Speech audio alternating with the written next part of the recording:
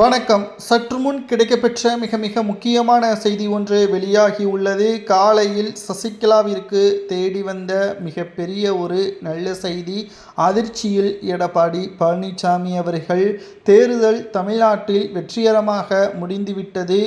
Result மே 4ஆம் தேதி ஒட்டுமொத்தமாக எடப்பாடி பழனிசாமி அவர்களது தலையில் விழக்கூடிய இடியாக மாறும் என்று உளவுத்துறை மிக முக்கியமான தகவலை வெளியிட்டுள்ளது. இதற்கு காரணம் தென் மாவட்டங்களில் இருந்து வாக்குகள் பிரிந்தது. சசிகலா அவர்கள் 84 வேட்பாளர்களை களத்தில் இறக்கி அதில் சுமார் 50 வேட்பாளர்கள் அதிமுகவின் வேட்பாளர்களை விட அதிக அளவு வாக்குகளை பெறக்கூடிய வகையில் மக்களின் கவனத்தை சசிகலா அவர்கள் பெற்றுள்ளார். தேர்தல் முடிந்த பிறகு எடப்பாடி பழனிசாமி அவர்களுக்கும் அதிமுகவிற்கும் சம்பந்தம் இல்லை என்பதை அதிமுகவின் நிர்வாகிகளை கூறுவார்கள். காரணம், தொடர்ச்சியாக 10 தேர்தல்களில் தோல்வி, 11வது தேர்தலிலும் மிகப்பெரிய ஒரு தோல்வியை அடைந்த எடப்பாடியை எப்படி தலைமைக்கு சரியான நபராக கருத முடியும்? ஒரு தலைவன் தனது மக்களுக்கும் தனது தொண்டர்களுக்கும் நல்வழியை காட்டினால்தான் அவன் சிறந்த தலைவன். எடப்பாடியோ துரோகத்திற்குத்தான் தலைவனாக இருப்பதாக சசிகலா அவர்கள் பல மேடைகளில் குற்றச்சாட்டுகளை முன்வைத்திருந்தார்.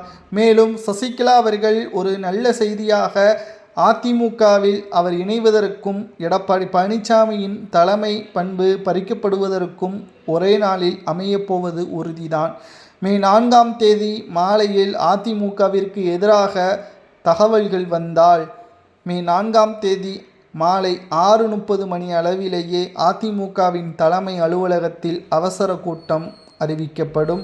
அதில் எடப்பாடி பழனிசாமியின் பதவி கூட பறிக்கப்படலாம், ஏன் சசிகலா அவர்கள் அதிமுகவில் இணைக்கப்படலாம் என்ற தகவலும் சமூக வலைதளங்களில் வைரலாக பரவி வருகிறது.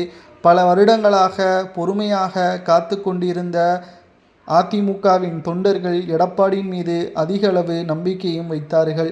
ஆனால் பாஜகவின் அடிமையாகவும் அவர்களுக்கே விசுவாசத்தை காட்டுவதாகவும் கடுமையான கோபத்தில் இருக்கிறார்கள் அதிமுகவின் தொண்டர்கள். இதனால் சசிகலா அவர்கள் அதிமுகவின் வருகை தர வேண்டும் என்ற செய்தி இன்று காலை சசிகலாவிற்கு வந்த மிகப்பெரிய நல்ல செய்தியாக பார்க்கப்படுகிறது. நிச்சயம் அதிமுகவின் தலைமைக்கு சரியானவர் சசிகலா மட்டும்தான் என்றும் கூறப்படுகிறது. உண்மையான அதிமுகவின் தொண்டர்களாகிய உங்களது கருத்துக்களை கூறுங்கள். சசிகலா அவர்கள் அதிமுகவின் தலைமைக்கு வரலாமா வேண்டாமா என்பதை கமெண்ட் வாயிலாக கூறுங்கள்.